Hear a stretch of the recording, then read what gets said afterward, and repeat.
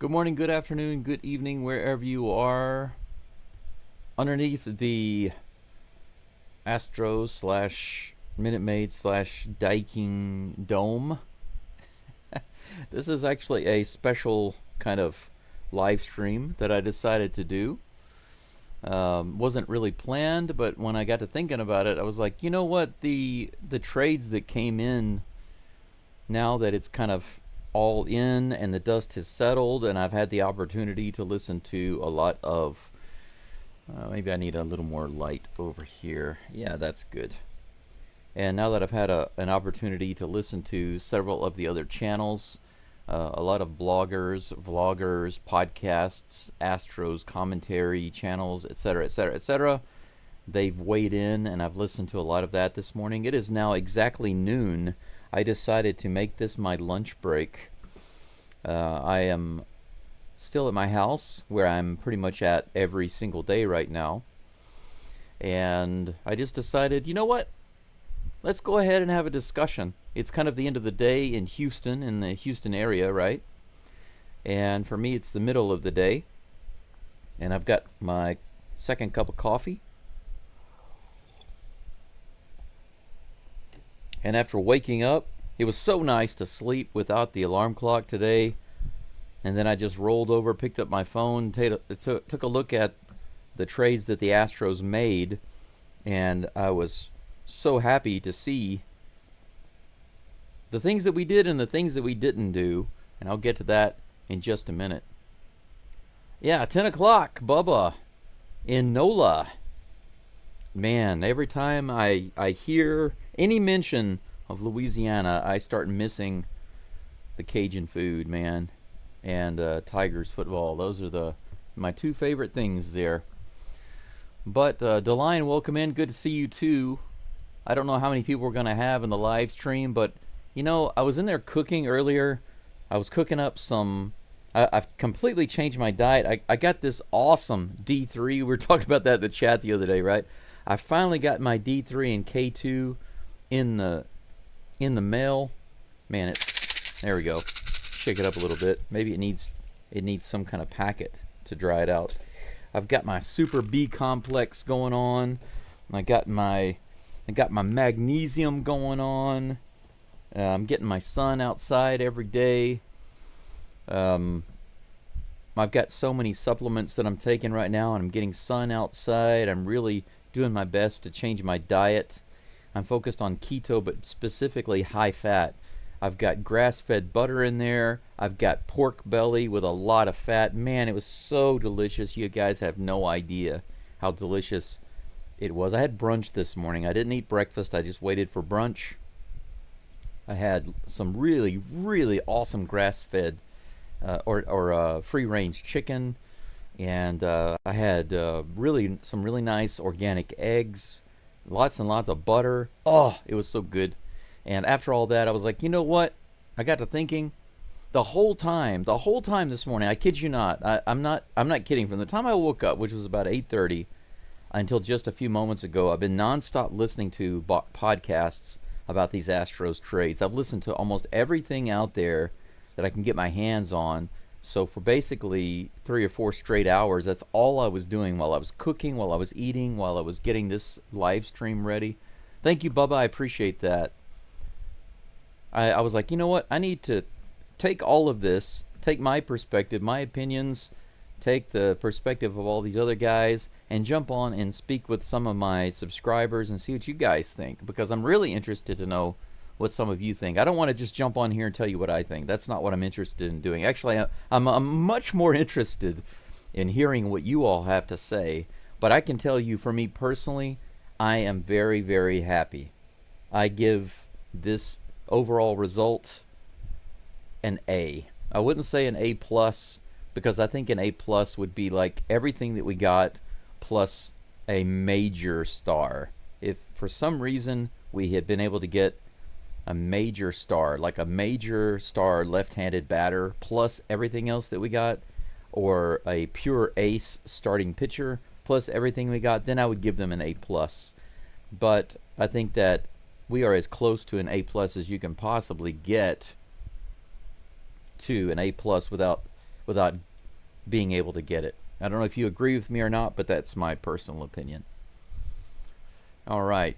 Yeah, Andy says, I'm so happy Correa is back. He wanted back, and him with his old friends and loving it. Awesome. Yeah, Correa made a point to say to everyone, listen, I if I'm going to be traded away, I will only go to the Astros. I only want to be with the Astros. And he also added that his intention in coming back to the Astros is to win championships. How about that? Now, there's so many opinions out there, and please do your best. If you're here, I really, really want to see your opinions in the chat. Now, unfortunately, I can't hear what you have to say, right? So it would be awesome if I had like a call-in number. I'm thinking about doing that in the future. I had this really good idea for live streams whenever we want to have like a discussion online. My channel isn't big enough right now for me to contact some of these bigger channels or these known guys, or, I mean, much less players or managers. I mean, how awesome would it be to be able to have a conversation with people like Joe Espada or one of the players? I mean, I would fall out of my chair if I could have an interview with Jose Altuve. I think I would cry, and I'm not joking. I would cry if I could have an interview with somebody like him. He's my hero.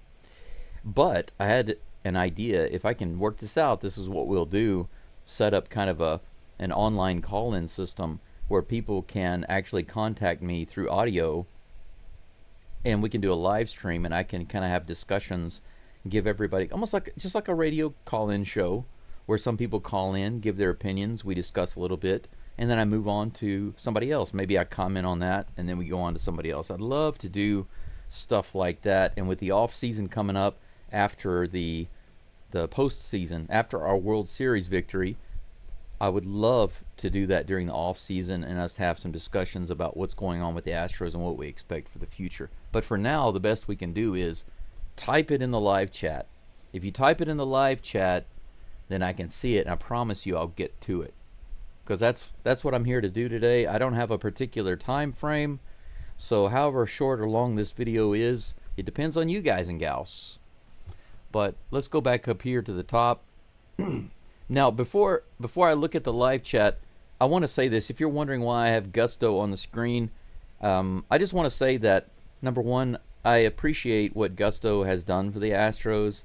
I'm so happy that he went out like he did, because he struggled just a little bit. He started to have some issues, but the other day he gave up 1 run in 6 innings. He had a nice, solid performance, and it's so nice to see him going out the way that he went out. Very happy at him. That's why I have his picture on the screen right here. This picture right here.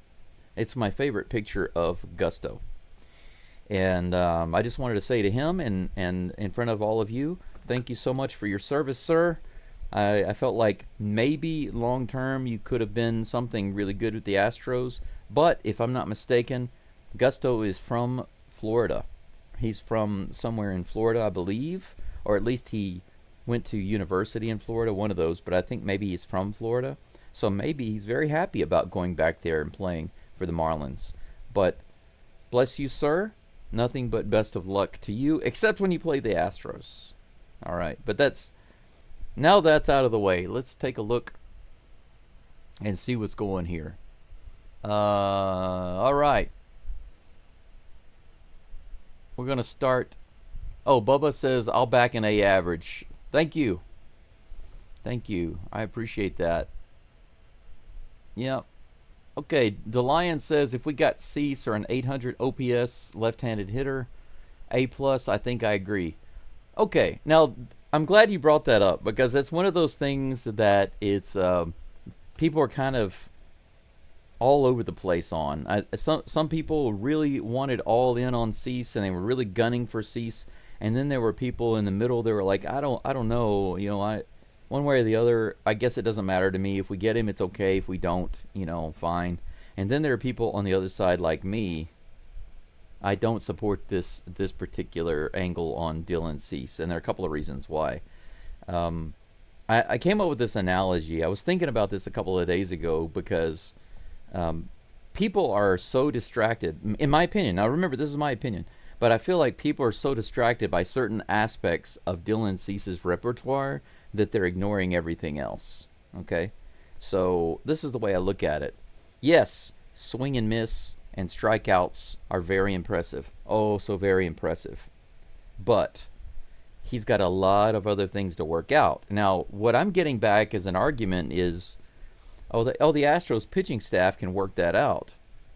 Oh, okay, well that's speculation. That's putting a lot of trust in the Astros pitching staff, and I know that the pitching coaches are pretty good, but if the pitching coaches with the Astros are so phenomenal, then why haven't they been able to work out things with some of our other pitchers recently? I mean, Hunter Brown has been struggling, and they haven't worked that out yet.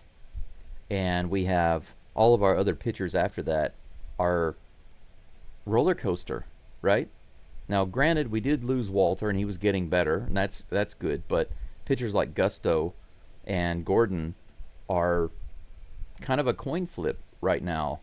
So, if the pitching coaches are so amazing and they can get guys straightened out and fix their issues, then why haven't they fixed some of the issues that we have outside of Framber Valdez, who's really the only guy who's been just completely consistent across the board?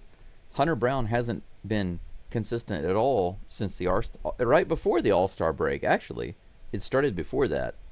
But the thing is, Cease is not pitching as well as he historically could before. And this is my analogy. Imagine that a few years ago they come out with this really nice, expensive, high-speed sports car. 0 to 60 is very fast. Top speed is very fast. It's amazing. Everybody's blown away by it, and the price is very high. But now, a few years later, they're still trying to push this really fast car. Look how fast it is. Look how fast it is from 0 to 60. Look how fast it can go, and look how flashy it is, right?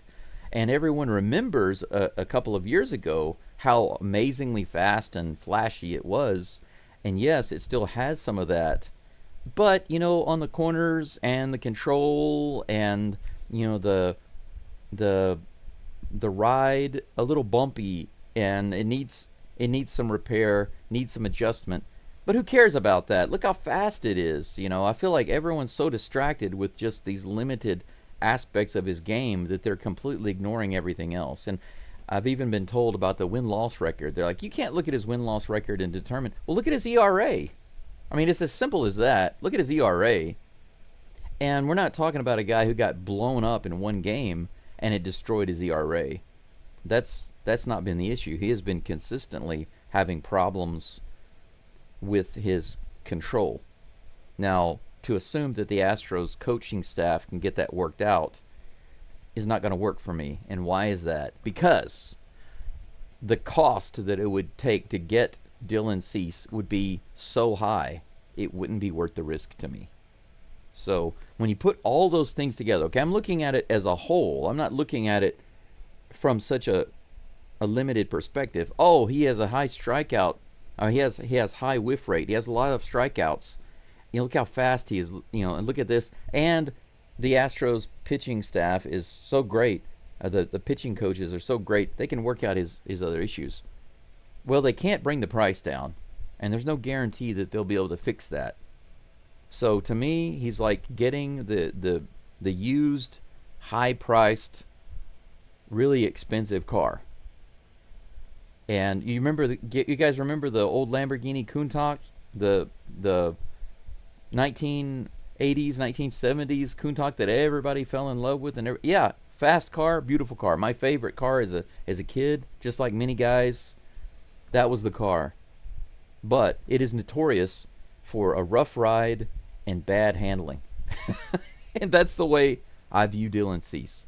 So I'm glad that the Astros did not get Dylan Cease, especially since we have so many guys coming back. That's what I want to say. That's my opinion about Dylan Cease. Now, let's get back to the live chat here. Wargasm, yes. I bet Altuve will feed off of Correa coming back. Absolutely, 100%. And a lot of people are saying that in different podcasts and commentaries. I agree with you. I believe the same thing. Delian says you could make a Discord. I've been told that several times before, Delian. Um, I I've kind of avoided it simply because over the years, I don't know if you're like me or not. If you're the type of person that only kind of views social media and comments on social media, that's different. But when you're somebody who's using social media often for things like I am, I have a few different YouTube channels. I have other channels where I post things. I'm active a little bit on Instagram, and of course I have Facebook, but I've deactivated it recently because I'm just tired of it. Um, I'm just I just grew tired of using so many different social media channels, but I might consider it if I find that it will be really useful for me, the channel, and our community. So I'll look into it. People say that, but I don't know why it would be beneficial. People also recommend WhatsApp to me, but I don't know why. It's kind of like saying, hey, this TV series is really good. Well, I don't normally watch TV series. Well, you should watch this one. Why? What's really good? I'm sorry, that's not a reason for me to watch the series. I really have to have a good reason to do something. So if somebody has some good suggestions as to why Discord would be good for our channel here at GEAUX STROS, then you can let me know. I'd love to hear it. Let's see here. Jesus is a left-handed bat too, says Andy.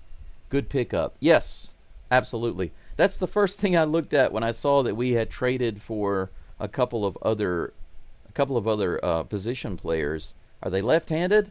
And of course, Correa is right-handed, but it's okay. Correa has a proven track record in the postseason. His OPS is at least average to above normally during the season. His batting average is average to above during the season, but he really shines in leadership, and he's great on defense. He's a smart player, and he's amazing in the dugout. He's an amazing leader. Like you said, he'll not only fire up Altuve, but he'll help fire up the whole staff, and we really need that extra oomph in the dugout, I think. But yeah, having the left-handed bat with Jesus is going to be a big help. And by the way, was it Ramon? Was it Ramon or Jesus that hit a home run in his last game with the team? One of those guys. It might have been Jesus. His last game, he hit a home run. So I thought that was pretty cool. Foreshadowing, maybe. Bubba says, I meant to get on last night and talk when Altuve was going ham on the field. Altuve was freaking awesome, wasn't he? He blew everything off. Thanks, Dr. Delay. Thanks for coming by. The Pirates hate their fans. Really? What did they do? I didn't pay any attention, of course. I mean, I don't have any reason to go looking up the Pirates, or the Pirates, as you say, their trades. But were they selling off? I know that the Twins have been selling off like crazy.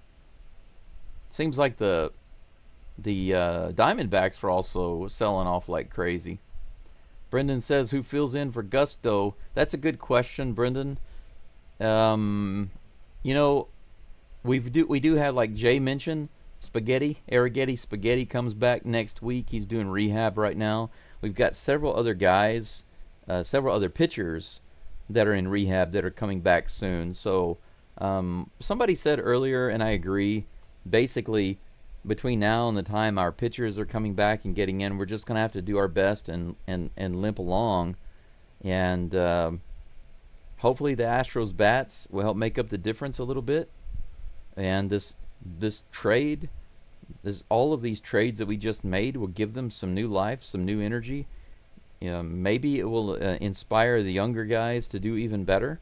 Because, some of these guys, that they know their time is come, or they're either about to go back down to the minors, or they're likely to go to the minors unless something significant changes, and the only thing that can really help them right now is to go gangbusters at the plate. So who knows, maybe this puts a little fire under their arse. So we'll see. Johnny Lee says, do you think that the Astros have the same chemistry that they did when Correa was here before?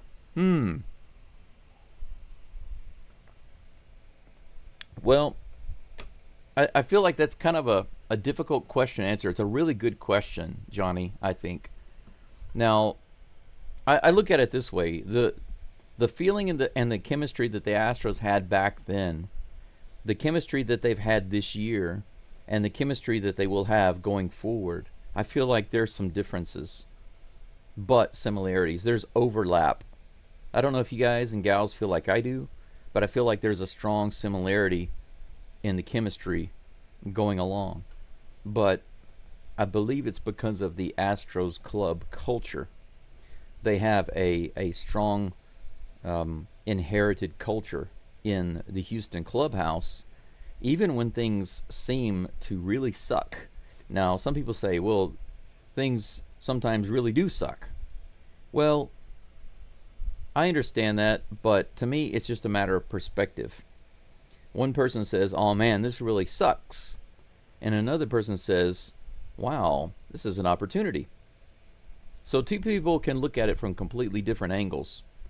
So when people say, oh man, this really sucks, this team is terrible, I understand what they're trying to say. I just feel like they're expressing it in an incorrect way.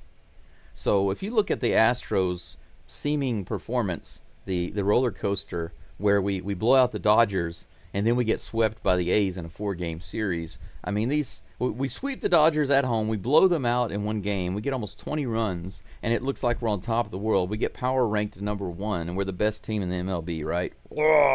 We get to number 1 in the AL, and then we come home to Dakin Park all fired up, and the A's just destroy us in 4 games. You know? And then it's like, we can't pitch, we can't hit, we suck. There's no way we're going to get to the playoffs. We're going to lose first place. We're going to be in last before it's over with. The sky is falling. From one extreme to another, it couldn't be more bipolar. But the reason I said that is because throughout all of that, there is one consistent thing that always exists. And I believe that that is the culture, the clubhouse culture of the Astros. And I think that there was a big test whenever Joe Espada came in, when Dusty was going out and Espada was coming in, and there were some changes to the staff. Alex Bregman couldn't work things out, and he left.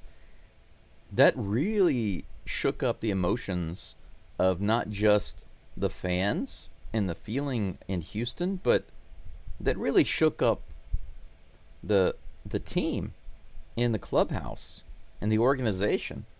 The feeling shifted a lot. You all, I'm sure, are aware of that. If you've been a fan of the Astros for years now, you know that from the time they got Dusty in and started to get everything kind of turned around from the scandal backlash and all of that, all the way through the championship, and then the slight decline after that, and everybody clamoring for changes here and there. And then Espada came in, and some players went out, and new players came in. All of a sudden, it's kind of like we didn't know what to feel anymore. Yet, one thing, it seems to have resurrected. It didn't die, and that is the typical clubhouse culture. And I believe that that culture is the core of the chemistry that is created. I believe that the chemistry is created from the core of the organization and clubhouse culture. And I'm so glad to see that that is intact. So I absolutely believe that not only is it still intact, Johnny, but I believe that it will be even better. I know it will be, especially now. I mean, I really believed that no matter what they traded, it was going to work out for us. And I believe that I was right. I was very happy to see these trades. So I think it's going to be even better. It's going to be stronger. The chemistry is going to be even stronger than it was before. All right. Yes, good luck to Gusto. And I'm looking forward to our pitchers coming back. It seems like that was one of the main things they were banking on was, hey, listen, why spend so much money on a rental that we can't even guarantee is going to be close to an ace? I mean, the fact of the matter is, right now Dylan Cease is pitching as a mid pitcher. His performance is mid. It doesn't matter how great you think he can be or speculate as how much they can help him. The fact of the matter is this season he is mid. And to pay so much money for a guy like that who's just a rental for a very short time, just a couple of months, I just can't justify that. You know, this is one of the reasons why I don't buy certain products, like Apple products. I don't buy Apple products, and I don't buy Sony products. There are some other brands that I won't buy. And why is that? Because even if they manage to sell something really good, which they don't, they sell some stuff that's really good, you'll pay through the nose for that. But even the basic regular stuff that everybody's buying from them is overpriced. And that's my problem, is that if you're going to sell me a phone, why should I have to pay thousands of dollars for just a phone? Now, I know that it does other things besides calling people. That's not my point. But the main thing is that I need it to do certain things. And I can actually buy a different device that has more storage, has a bigger battery, lasts longer, is more compatible with other devices, and will last longer.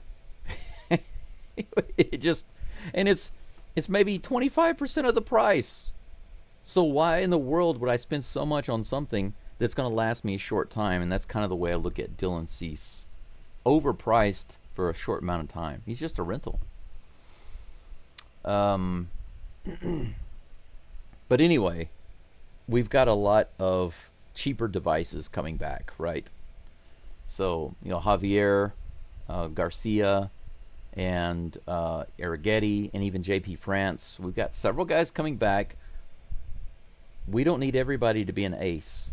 We need a couple of guys to be, you know, average, and we need a couple of guys to get on their game. You know, that's what I think. Just my opinion. Just my opinion. None of these things are facts, okay, guys? It doesn't matter how I state it. If it comes across as fact, I apologize. Just my opinion. J. Paul says Javier hasn't been good in his last two starts with the Cowboys. Going to need at least 4 more starts there. Yeah, I heard that he was having some control issues, walking several batters, if I'm not mistaken. You're right, Jay. Yeah, Andy, that's another interesting thing that I've heard some people talk about. Ryan Presley got released, and there was some debate about bringing him back, and they were saying, get the old band back together, right? Let me see here. I think I can bring up.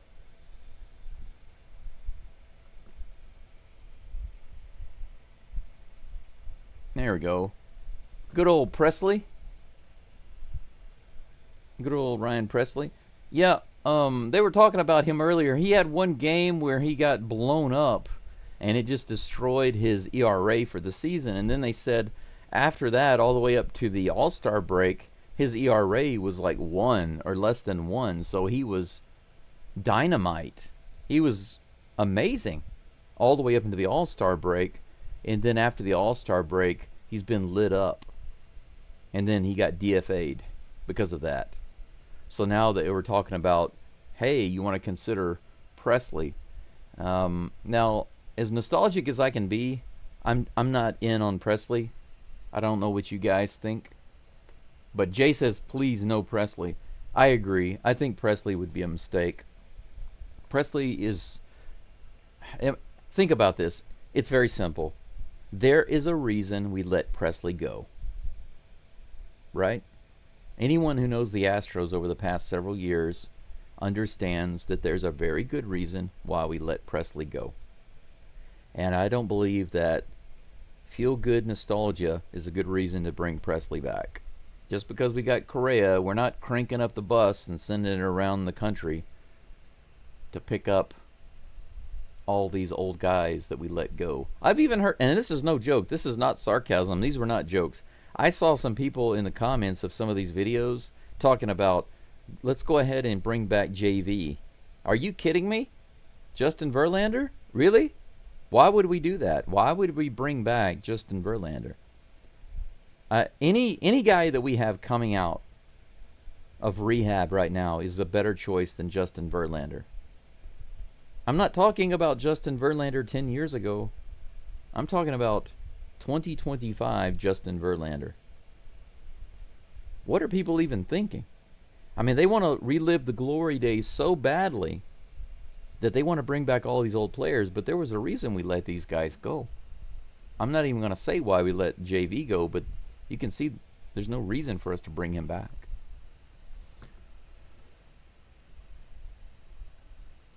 Let's see here. I'm missing a few comments. Man, you guys are commenting a lot. Let me try to get through these. I'm going to try to read everything you say. I'll try to limit my comments so I can see what you guys say. Where are we at? Where are we at? Oh, here we are. DeLion says, I would have liked Cease, but not for Arrighetti like they wanted. I agree with you, man. I would have been really upset about that. Because, first of all, Cease was a rental, right? Plus, it would have cost a lot of money. And if they had traded Arrighetti too, you talk about, that's like strike one, strike two, strike three. I agree with you 100%. Yeah, and I'm glad Carlos is back too. Get George back for the playoffs for next year. I've heard some people say that. Get George Springer. Get George Springer back. That would be hilarious. Can you imagine that? Can you imagine with the guys we have now and the way they're performing to have even George Springer back? And I know that there have been some issues there, but it would be hilarious to see. But I did say a few days ago that if the Astros, when they started talking about these rumors of the Astros potentially getting Correa back, I did say that if they could get him for a fair deal, like not too much money, then absolutely I would support that. I'd be all behind that for various reasons. Now, some people are trying to say, but his season is just so-so. He's not playing spectacularly, or he's prone to injury or something like that. Look at his stats. He's doing better than most all of our guys on the roster. Plus, he is a great presence in the dugout. Plus, he is a great defender. Plus, he's a smart player, and he's experienced, and he fits in well here. Of course, I think it's a great opportunity. It was just dependent upon what it would cost to get him here, and they were able to work it out. So I'm happy with it. I'm very happy with it. So I'm with you, Gregory. Jay says, we got Correa for nothing, too, prospect-wise. Yeah, it didn't cost us anything but a little money, really. I mean, one guy, we let one minor league guy go, right? And cost us a little money. But here's another thing. Think about this. Did you guys consider this? Look at the money that we would have spent to keep Bregman here at third base. Now we're going to have Carlos Correa at third base for basically, way less than half of the cost. It's a win-win. It's a win-win situation. Actually, I think it's a bigger win. In the long run, I think Correa will be a better deal. You know, Bregman did start doing well when he went to Boston, but man, once again, there was a reason why they didn't sign him. The way he was playing, where he was at, and the money that he wanted just didn't match up. You know, they need to match up, and it didn't match up. Andy says Altuve and him going to third and working with his mentor, solid infield. Well, it looks like, I mean, there's been a lot of talk about where they're going to play on the infield, and it looks like Altuve is going to be left field and DH. The only time he'll likely see second base is when they need to rest somebody. It looks like they're not even going to really put him at second, and which makes me sad because I want Altuve at second base all the time. That's just traditionally where he's been and what he's most used to. It doesn't matter. People argue about, but he's not a gold glove second baseman right now. Well, okay. But he's also not bad.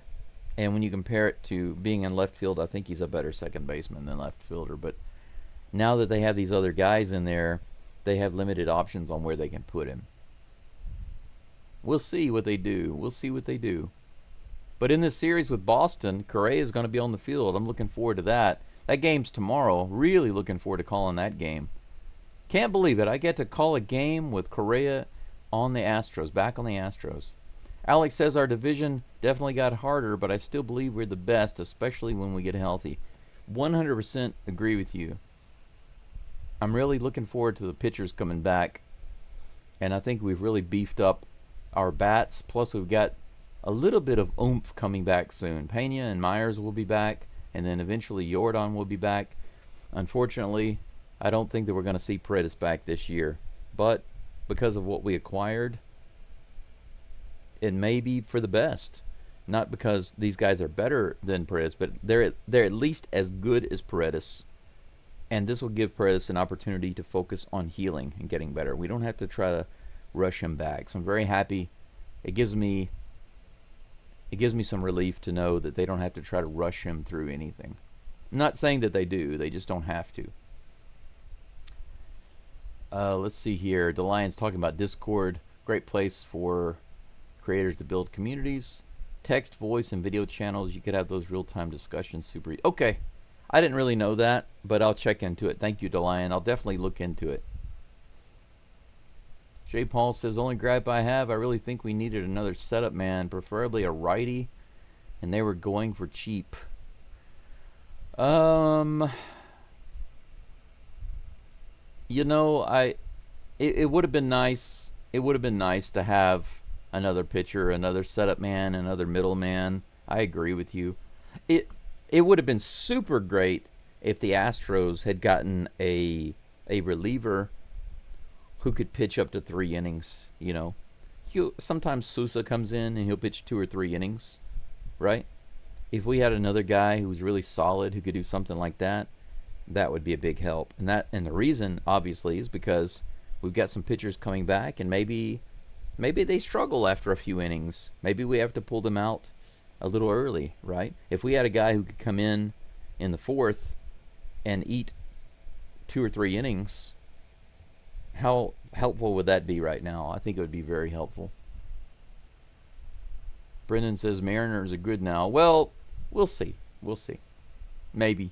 Big question mark, in my opinion. Yeah, Eric says they don't know how to win, though. That's right. They're not winners. They don't have our clubhouse. The Mariners are kind of like maybe they're kind of like a wannabe Yankees organization. That's what they want to be. But they don't have our mentality and our clubhouse and our culture. Gregory says, is Gusto an ace? Gusto is definitely not an ace yet, but he has potential to be a good, solid MLB pitcher. So he was working towards that, but he was definitely not an ace. If he had been an ace, there's no way we would have traded him for just one guy. But he was good enough to trade for one guy, right? One good. I think that's our left-handed bat, isn't it? Who we traded for. Joe Estrada. Oh, you mean Espada? Joe Espada, Gregory? Yeah, Espada. He started off a little shaky. People weren't quite sure. And up until this trade, there were people just complaining and whining and griping and talking about fire Dana Brown, fire Espada, fire this guy, fire that guy, wah, wah, wah. And then suddenly everybody's happy. This is exactly what I was talking about. If you look at my video that I posted just a couple of days ago, this is exactly what I'm talking about. Everybody allowing their emotions to control what they think and what they feel and what they express. They're just just throwing it out there without controlling themselves. But I believe, and I know for a fact, that you can choose to control your emotions. So if an emotion is good, you can, of course, allow yourself to feel that. But if an emotion comes in, it's negative and bad, or makes you think bad of other people or other things, you can literally choose to, you grab it, you look at it, and you say, oh, no thank you, you can let it go. No reason to take that and regurgitate it. But they were doing that like non-stop about Dana Brown and Joe Espada, the Astros organization. Let's see here. Andy says, I always thought Breggy was an astronaut for life. I kind of thought he would be, but due to his performance,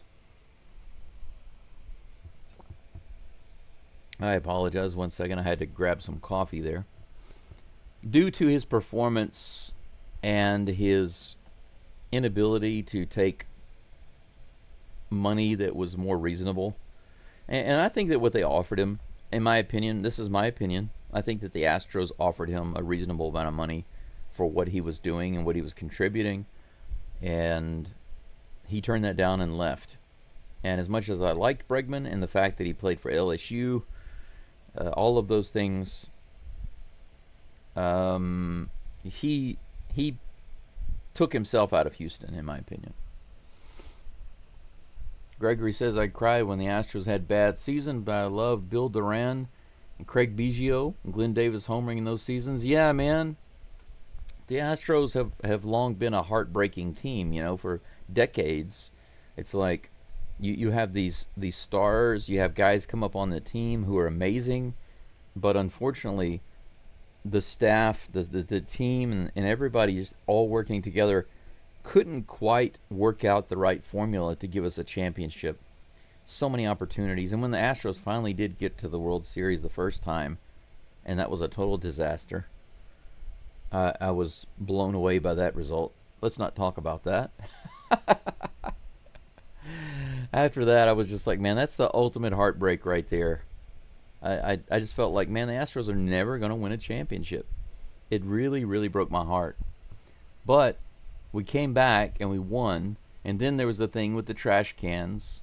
And of course, after that, I really felt that in order to get redemption, the Astros really needed a good, solid, clean title where it was undisputed. They were undisputed, the most powerful team in baseball, and they did that in 2022. There's no one here that would disagree with that. They were solidly the best team in baseball. They marched their way all the way into the World Series, and they won it like they were expected to do. And that was without any type of scandal, and with a new coach, a couple of new players, and it was memorable. It was very special. The most special championship for me, in my opinion. Let's see here. Gregory, yes, we did lose Gusto. We traded him away for a position player. So, unfortunately, he's gone. He's gone to Florida. We traded him to the Marlins. Willard says, keep preaching modern sense gospel. Well, I wish it were modern common sense to everybody, but unfortunately, what gets in the way is always emotion. We can choose to control our emotions or allow our emotions to control us. And that's, whenever I say don't be negative, what I'm really saying is let go of the emotions and take control yourself. You take control. Don't let emotions take the steering wheel. Let's see here. Got a few more comments. Let's go down. Eric says, he was on the mound and pitched really well for my first live Astros game in Houston. Are you talking about Gusto, Eric? That's pretty cool. I wish I could have seen Gusto pitch that last game. He was really good. 6 innings, 1 run. Great game. I'm glad that he went out strong because he struggled a little bit before that, and he came in. He had to do some things that I felt like were unfair to him.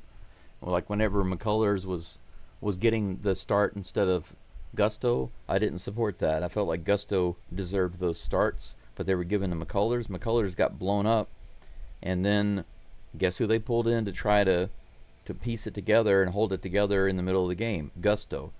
He got kind of rung up a little bit, and I felt like he was out of his element, and it kind of threw him off his game, but he was able to get it back together for that last game. I'm really, really happy to see that. Let's see here.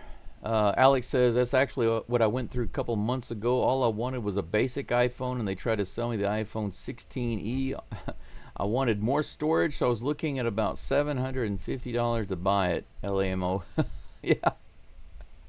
That's why I don't understand, like, even this girl that I know who's attending business school here, she was talking about getting an iPad just to help her with her assignments. And I said, why do you need a...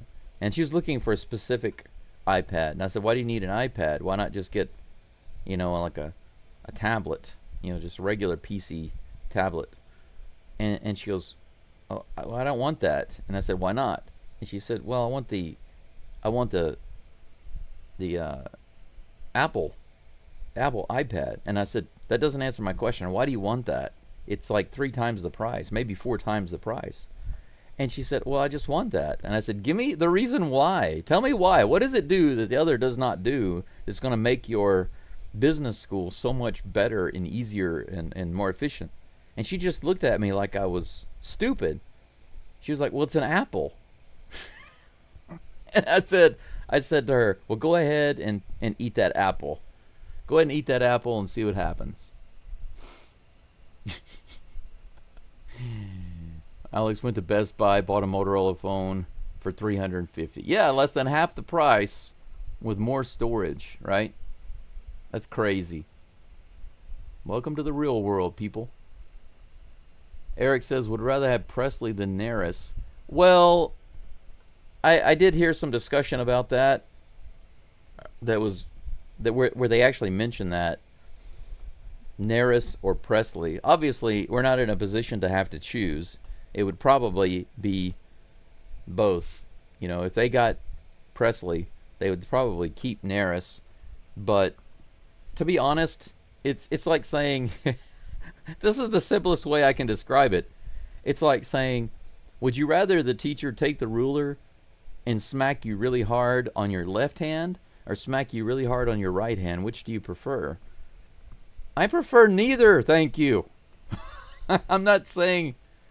I just feel like right now Hector Neris is a coin toss when he comes on the mound, and Ryan Presley would be a coin toss when he comes on the mound.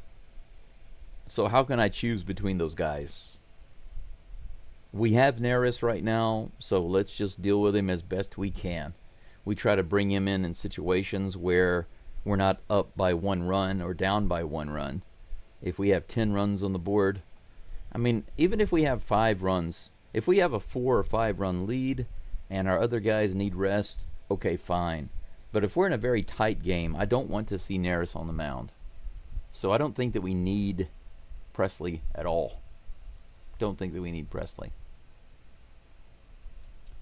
Andy says, Springer's killing it with the Jays. No way they trade him. Yeah, even if it were an opportunity, it would cost us a lot, Andy. We'd probably lose a lot of prospects and have to pay some money. It wouldn't be worth it. Alex says, did you know that Correa and Pena have the same birthday? Didn't know that. That's pretty funny. That is pretty funny. They get to celebrate together. Maybe when they have a birthday together and they play a game, they can have a birthday bash. They can get 4 hits each. The Lion says Breggy's going to be jealous. He's going to get jealous and come back after he gets his 100 mil. Kind of like Correa did, right? He left and he got his money, and then he'll come back to Houston. But you know what now? Where's he going to go? Honestly, where are they going to put him? Where would they move him to? With our current lineup, there's no place for Bregman right now. But that is something that a couple of other guys mentioned. You know, Bregman... What if Bregman came back? But the follow-up question was, where's he going to go? He can't just go straight to third base. You know, Pena has shortstop locked up. Correa's not going there. And he can, and he said he will play third base. So that's where he's going to be. He's not going to go to second. We have guys for that. First base, and when Paredes gets healthy, I mean, we just don't have room for him right now. We'd have to trade some guys away. And it wouldn't be worth it. I wouldn't want him back. To be honest, Paredes won me over. He had some shoes to fill over there on third base, and he won me over. I am much happier with his performance than I was with Bregman's performance. And for the price, I mean, how can you beat that? How can you beat Isak the Ball Paredes? Let's see here. Andy says... Astros need to look to deal with Brewers in the offseason. They have too many pitchers. Let's see here. Tobias Myers and so many starters in the minors. I didn't know that, but that is something worth looking into. And by the end of the year, we'll know for sure what we need, right? We should know for sure by the end of the year where we're lacking, if at all, in pitching. We might wind up the year with the best pitching staff and closers in all MLB. It's possible. I mean, you never know what's going to happen, but it's possible. It is possible. Charlie says, I really liked Gusto. It's too bad. Yeah, me too. I feel the same. I'm a little sad. Let me change that. I got Presley on here. Let's do Correa. Not that. There's a football Correa. Joaquin Correa. Let me do the... There we go. Carlos Correa back to the Astros. See, but we're getting footballer. If you're wondering why am I getting results for a footballer when I just type in Correa, well, it's because I'm in Japan. They're going to assume first that I'm probably looking for the soccer player, not the American baseball player. There we go. Carlos Correa. That's who I'm looking for. That's who I'm looking for. Let me move that down just a little bit there. There we go. Whoop. Man. There we go. That's fine right there. Now, let's get back to the live chat. Let's see here. Charlie says he deserved better than the Marlins. Yeah, Charlie, but if I'm not mistaken, let me take a look here. Ryan Gusto, born. Oh, his birthday's only a few days after mine. That's pretty cool. Oh, okay, so he was actually born in California. Okay, he played that. Okay, that's why earlier I said I wasn't sure if he was raised in Florida or if he played ball there, but that's where he played college ball. Florida Southwestern State College. So maybe he's happy to go back to Florida. You know, we don't know. He might be sad to leave Houston, but we don't know. But he's 193 centimeters tall. This is a big guy. He's 7-4 right now, and he's not yet considered an ace. I think that he's only going to get better. So, and he's 26 years old, guys. So I think he's got a good career ahead of him. He'll be okay. I hate that it's not here, but you know. Let's see here. Yeah, Doug, thank you. Congrats on getting Carlos back. Yeah, I'm happy about that. Definitely happy about that. Actually, there's something else that I wanted to do here. Let's take a look at the poll right quick. Which trade gets you the most excited? 79% of you said it's the Carlos Correa trade. I figured that would be number one, but you guys were overwhelmingly in favor of that at 79%. 17% on Jesus Sanchez coming in from the Marlins, and only 2% Ramon Urias from the Orioles. Very, very interesting. Very interesting. Now, there is another poll that I wanted to ask you guys about. I expressed my opinion earlier, but I can ask you this. Was missing Dylan Cease good for the Astros? Yes, certainly. Unsure.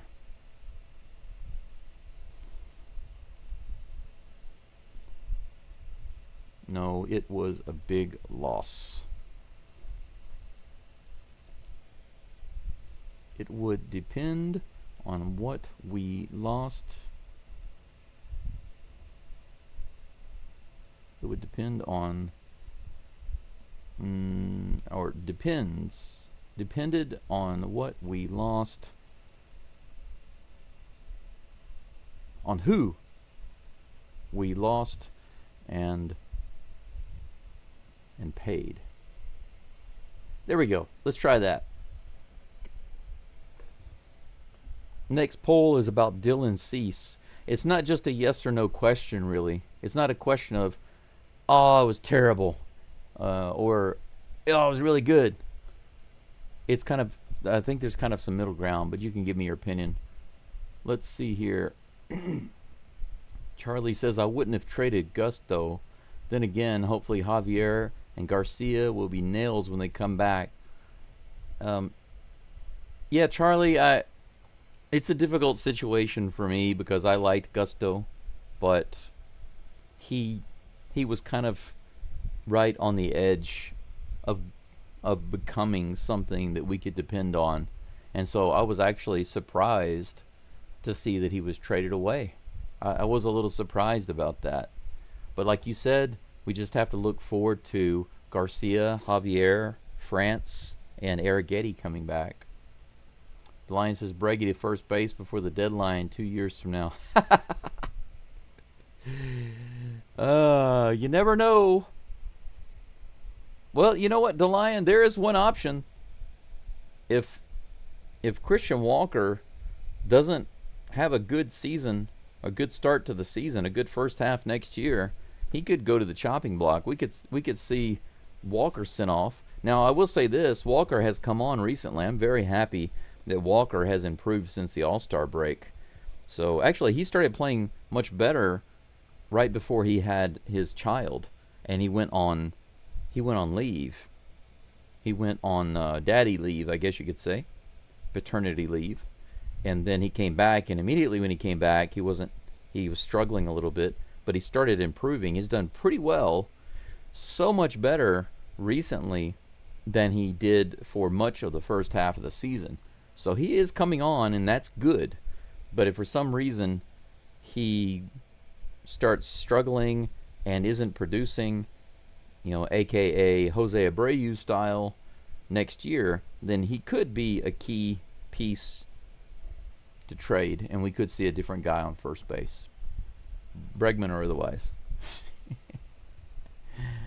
Eric says, if Neris and Presley are the examples of right-hand, left-hand ruler smacks, are Ort and Okert the ruler on the corresponding feet? Well, it was brought up that we could trade someone like Ort away for somebody like Presley. But I feel like, once again, we already know what we've got with Ort, and to get Presley is a coin flip. Like, once again, it's the same situation. I feel like it's kind of like saying, I have this guy who's so-so, and you have a guy who's so-so. Let's trade and see if it works out. That's kind of the way I feel about that. Ort is not bad, and Ort is not amazing. Would it be nice to have somebody in there who's better than him? Yes, absolutely. Absolutely. I would love that. But Presley's not that guy. Now, Okert, again, he's not amazing, but he has been helpful, and I definitely wouldn't trade him away for anybody like Presley. So, I mean, if I had to pick, if you put right now, if I could pick, but you can take two guys between Presley, Ort, and Okert. I would just stick with what we have. I would not take Presley. I would just stick with what we have. That's my opinion. But yes, Eric, we are getting some occasional smacks on the feet with the rulers. But sometimes it works out. They're not so terrible. Travis says, my 76-year-old mother has an iPhone. As you can imagine, she's not technologically savvy, so she always needs my help with it. Never had an iPhone. It's completely foreign. Yep, I agree. And the other thing is that not just the iPhone, but a lot of these phones, they have too much bloatware, too much extra software that they put in the phone, and you can't remove or delete, or you can't delete it easily. And that's why I buy independent phones. Like the phone that I have right now, it's massive. It's huge, right? This phone, and you probably never heard of it. It has a clock on the back. It also acts as a compass, and it has a rear camera here with a video screen, so I can actually take, if I want to take a selfie, I can see myself in the screen. The front screen, of course, it has the front screen. But here's the thing, it's huge because the battery is over 10,000 mAh. It also has all the rubber plugs for the power charging outlet and the other outlets because it's waterproof. You can actually record underwater with this phone. So this phone doesn't take amazing pictures or video. It's not good for that. But I can tell you what, it's durable. It has its own built-in case. It's waterproof. You can record underwater. You can drop it in the water and pull it out. It's ridiculous. And guess what the price is? Probably 10 or 20% of an iPhone. So why would I buy an iPhone? And it's from an independent company, so there's zero bloatware. It's just stock Android. There's nothing else. Anyway, back to the chat. Braden says we gave up prospects in Ryan Gusto for Jesus Sanchez.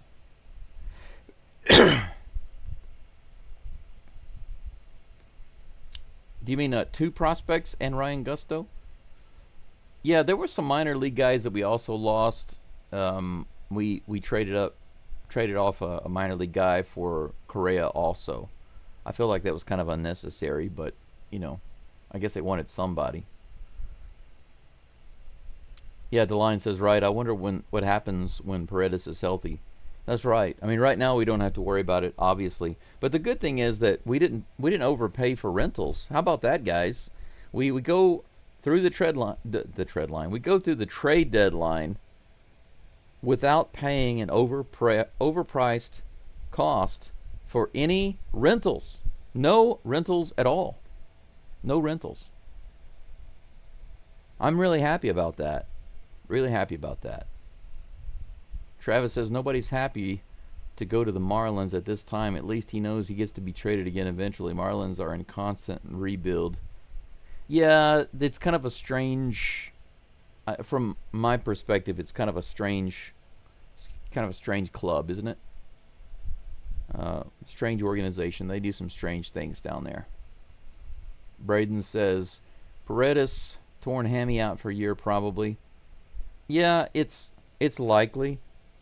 But if he heals well and all goes well, he has all the time and care that he needs.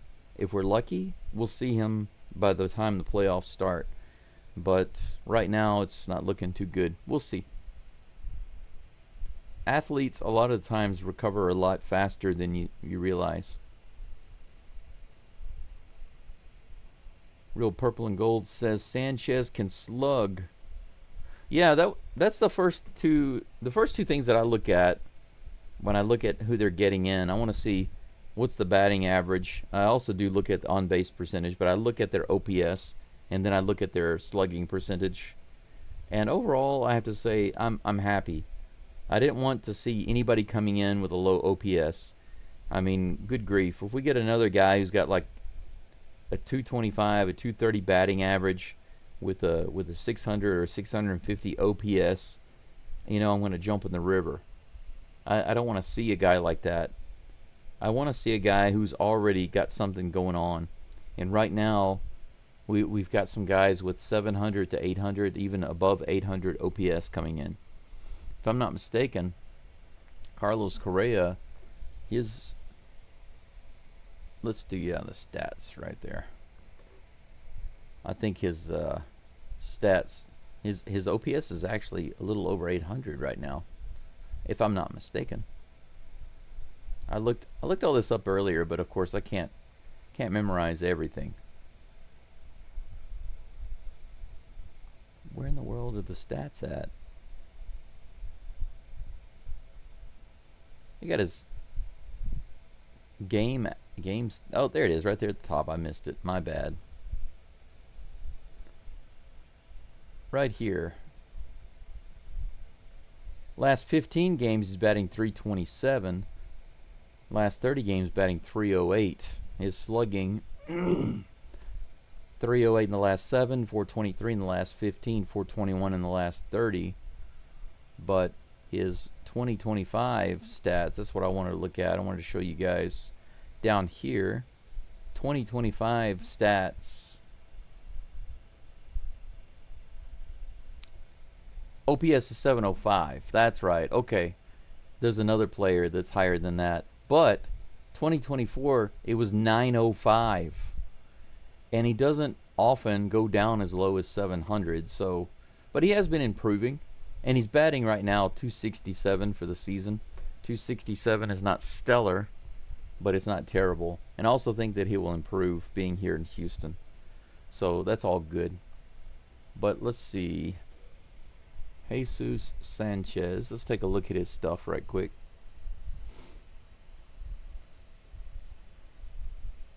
Derek says he's not good people. What does that mean? Derek, yeah, you're saying it's not good. It's also not bad. And you also have to look at the player. And look at him coming back. He'll play better here. Trust me, he'll play better. If you know Carlos Correa, you know that he'll play better here in Houston. When I say here, not in Japan, I mean Houston.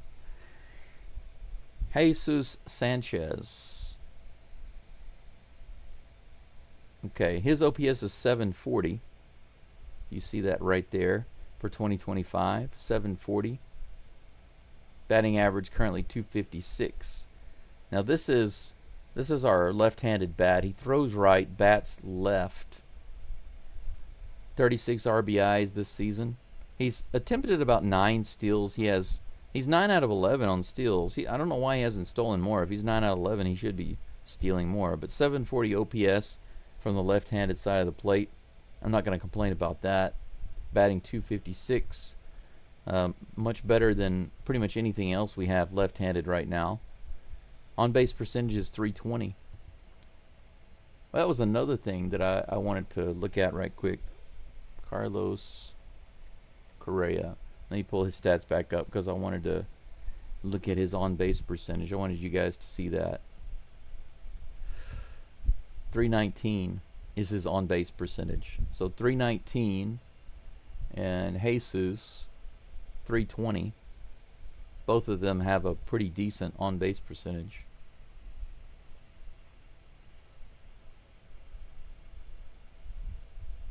Let's see here. Yeah, you're right. Purple and gold is right. Correa means more to the team than just how he's currently playing. That's right. It's a much bigger deal than that. If you just want to look at a few, like if you want to look at his OPS specifically and his batting average only, and try to make all of your determination about what he'll add to the Astros on that, then you're looking through a pipe. You're looking through a tunnel. You're not looking at the big picture. You got to look at everything together. That's why that was the same point that I made about Dylan Cease. Too many people looking through a pipe. Oh, look at those strikeouts. Look at that swing and miss. Yeah, but look at everything else. Literally everything. You got to look at everything. Look at the cost. Look at the guys that we would lose. Look at the money that we would lose. Look at the fact that it's only a short-term rental. You know, look at his control issues. Look at the possibility that we can't improve that. It could be a disaster. It could be a financial disaster and a big loss of talent.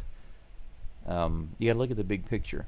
Everybody acts like you just go down to the card shop and you give them all of your duplicates and you get Dylan Cease. No, it doesn't work that way.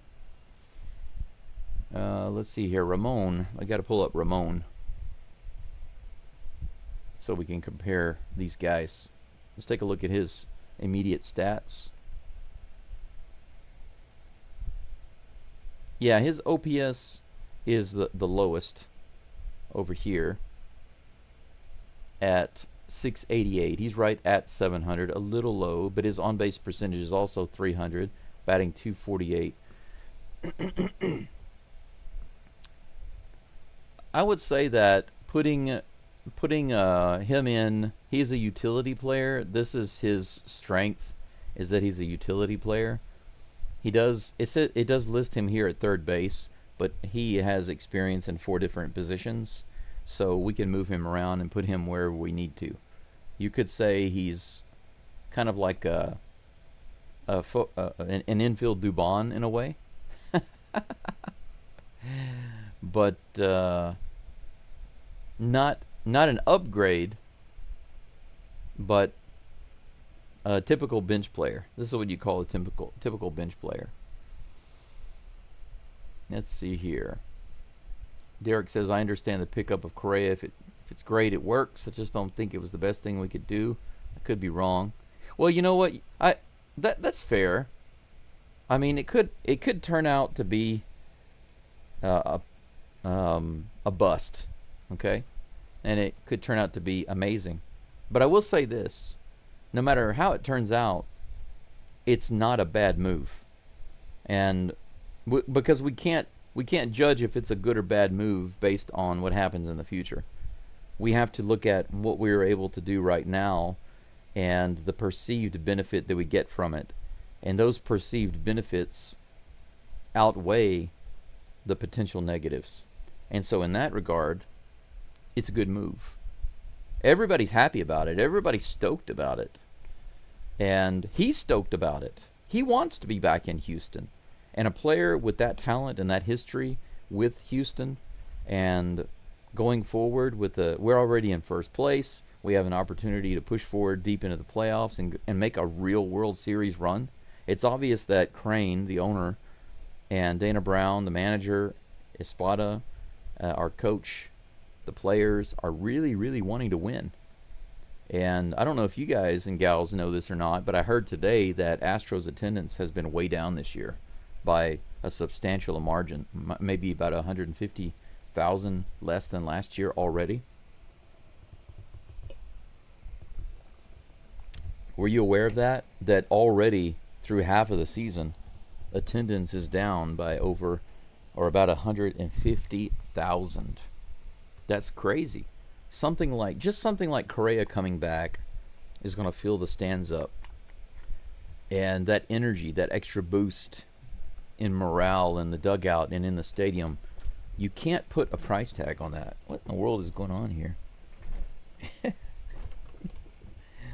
My chair is rolling off the edge of my plywood sheet.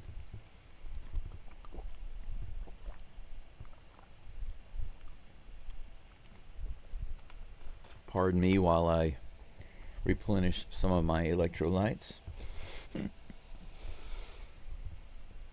Let's see here. Derek says, I assume he will be an above average third baseman. Yeah, and he does have a little experience there, but even in the past when they were talking about trading him before, he expressed that he was completely okay with transitioning over to third base, and he almost kind of expected it to happen as his career matured and he got towards the end of his career. So it seemed like a natural progression for him to go to third. Brendan says, or asks, what do you think the lineup will look like tomorrow? No Dubon, no Victor.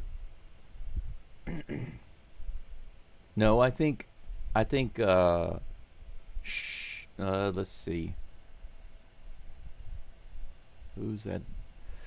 I wonder, I guess they haven't announced the lineups yet.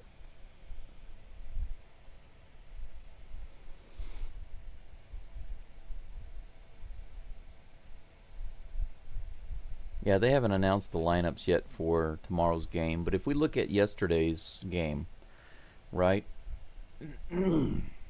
We had Dubon at third base and Hummel, McCormick out in...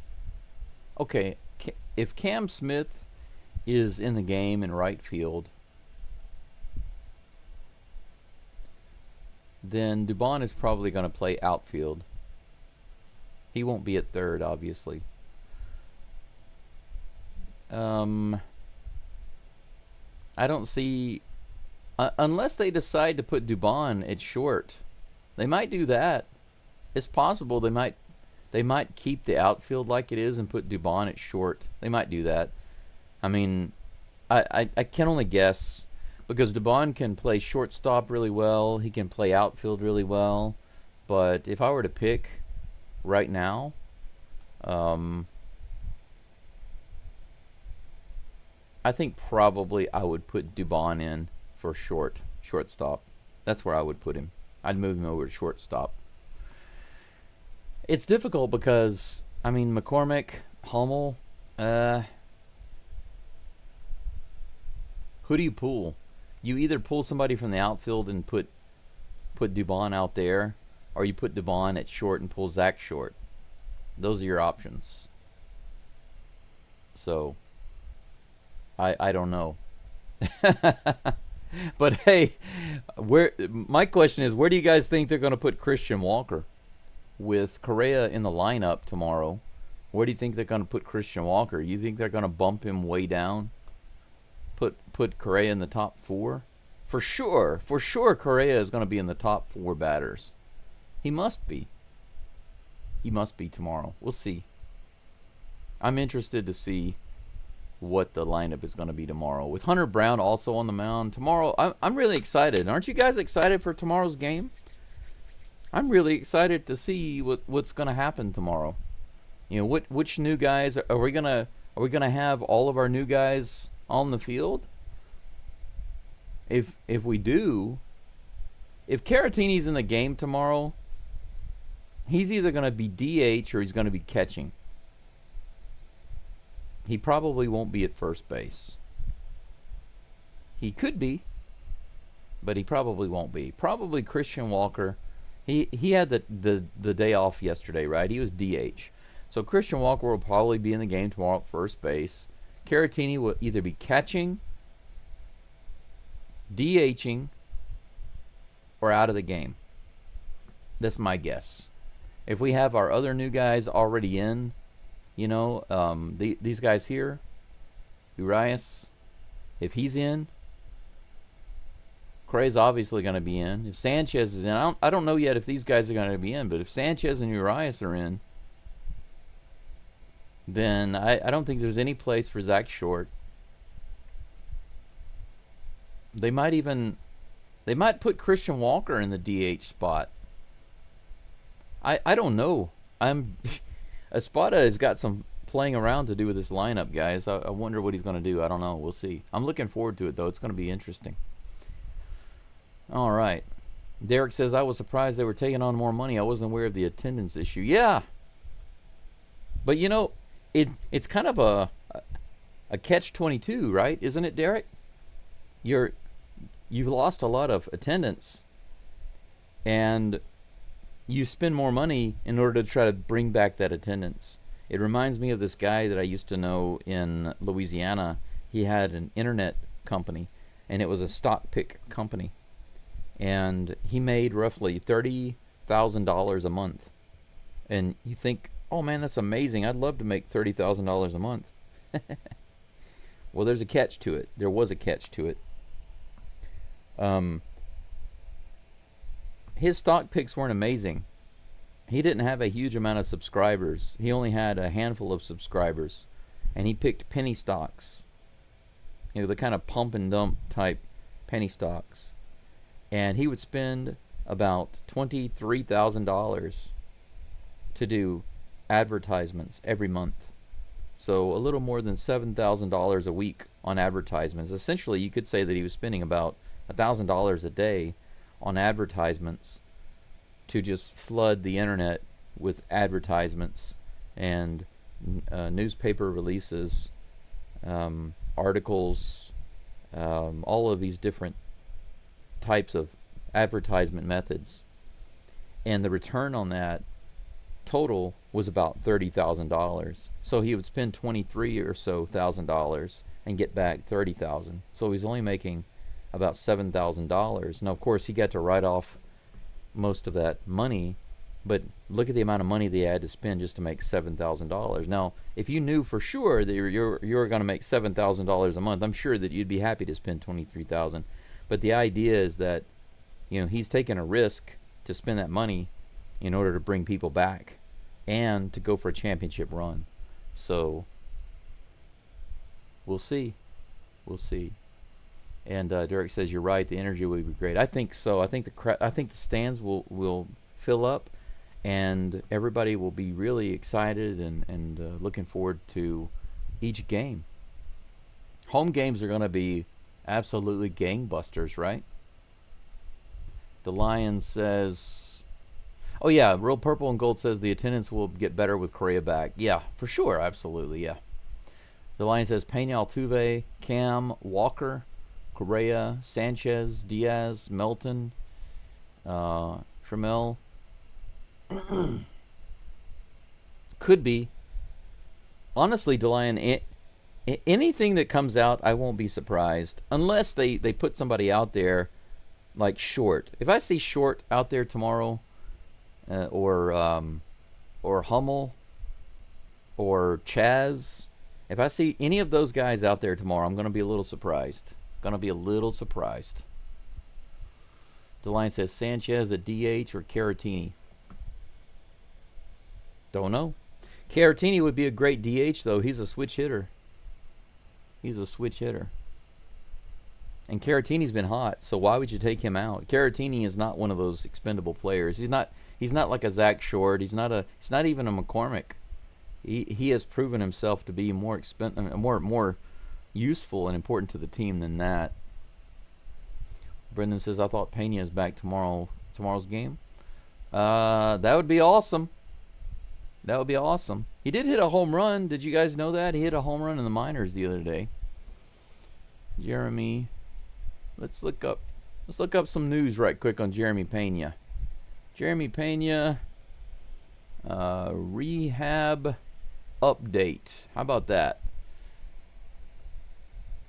Rehab assignment. Could rejoin Astros this week. These are a day ago. Let's see if we can update this to the last hour. Okay, here they're talking about, this is the Houston Chronicle, talking about Pena and Javier.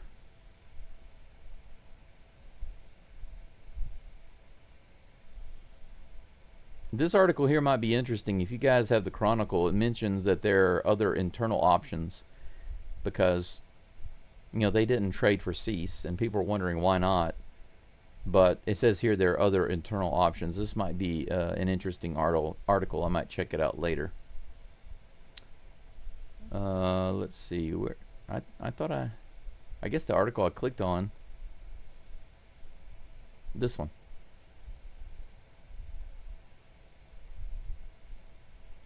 Okay, so this is just talking about their rehab starts. Yeah. Let's see.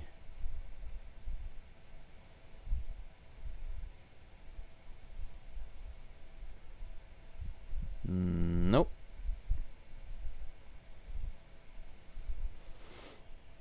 Minor League Baseball for Sugarland Cowboys and the Corpus Christi Hooks.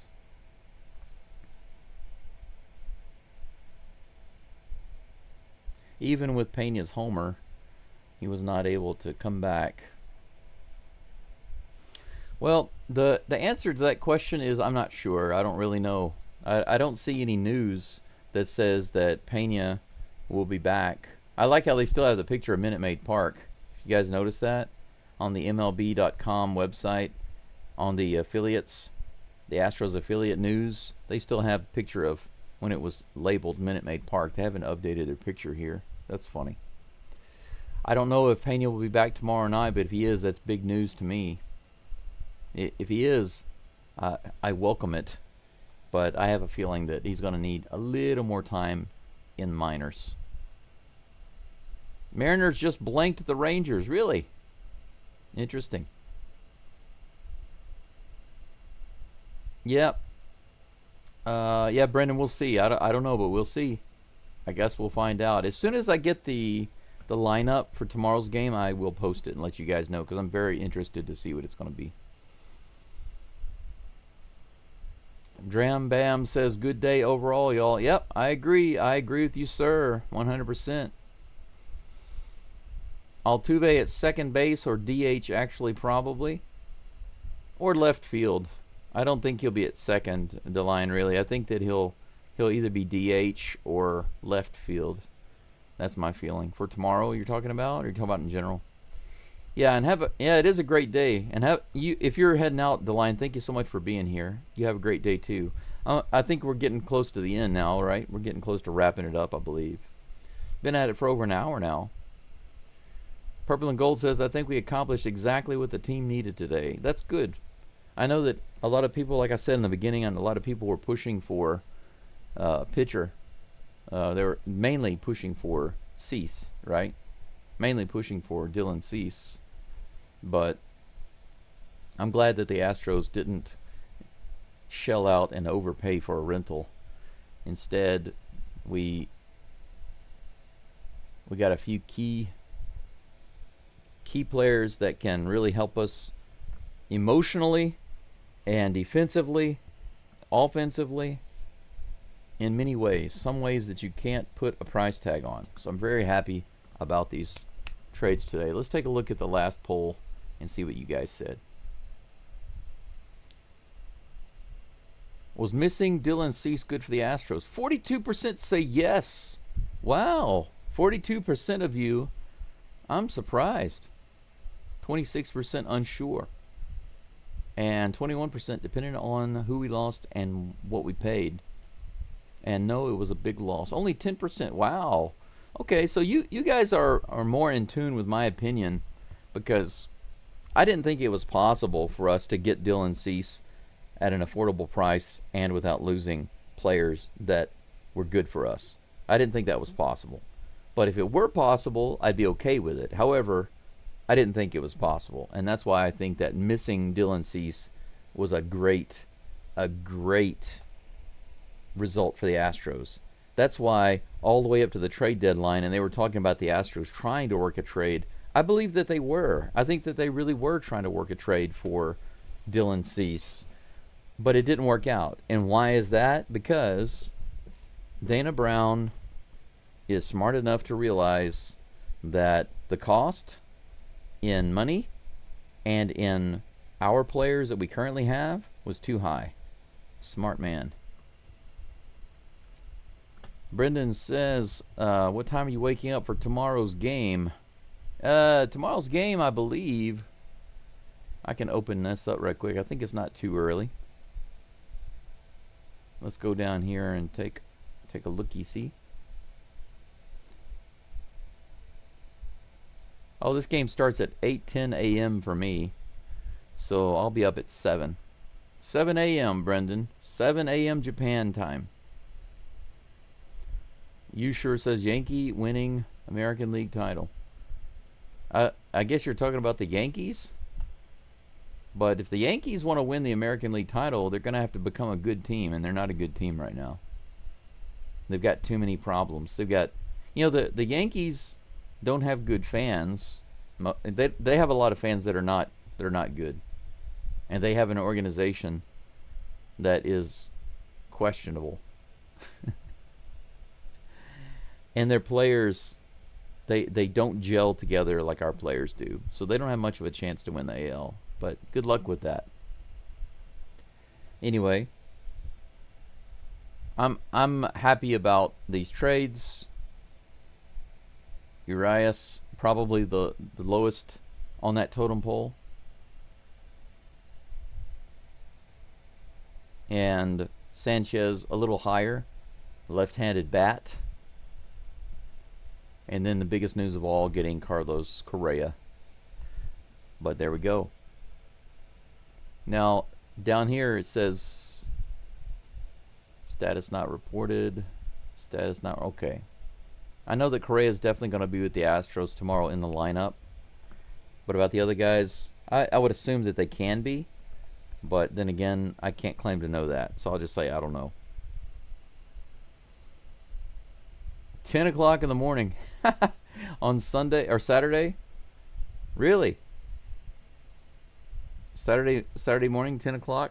Yeah. I was kind of confused about that too, Brendan, because if you look at that game for me, let me back up. I'll show you this right quick. I was confused because I don't often see games at midnight. But check this out. Do you see this right here? Right here. That game for me is on Monday. Now it's Sunday. The game's Sunday.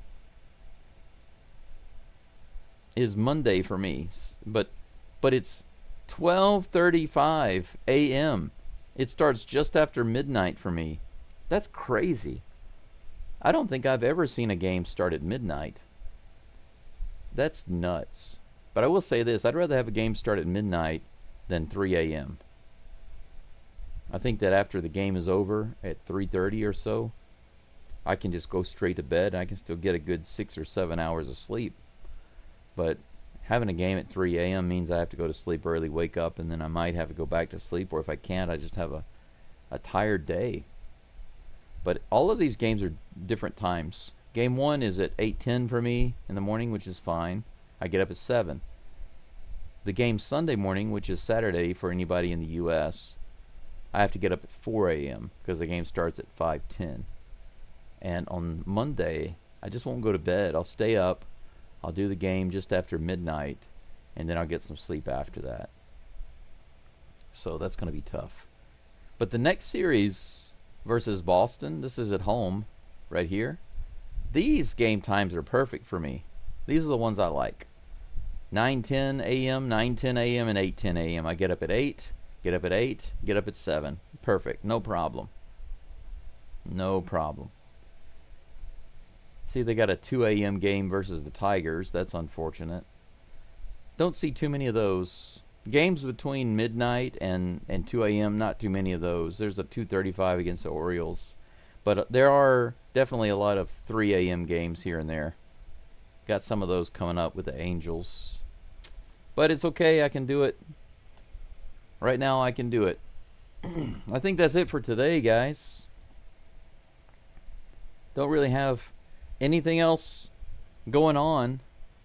I just want to thank you all for being here. Thank you for the likes on the live streams. Thank you for watching my video. If you, by the way, once again, my latest video, I've got it linked. I've got it linked and pinned in the chat. If you haven't seen my video, I think that it really rings true now. All of those, negative words and complaining that people are doing, useless now. But it makes my video look even more true, even truer than before. So if you have a chance to check that out, I appreciate it. Also remember that I have memberships available, very cheap memberships. And I accept donations to help keep the channel going, so I appreciate all of that. For now, that's it. I look forward to seeing you tomorrow for game number 1 against the Red Sox. So let's go to Boston and kick some butt. Absolutely, Robert. It's go time. Everyone have a great night, great morning, great afternoon, wherever you are. And I'll see you for game 1 tomorrow in Boston. Until then, go Stros. Thank you for being here. Yep, Robert, see you tomorrow. See everyone tomorrow, guys and gals. Mwah.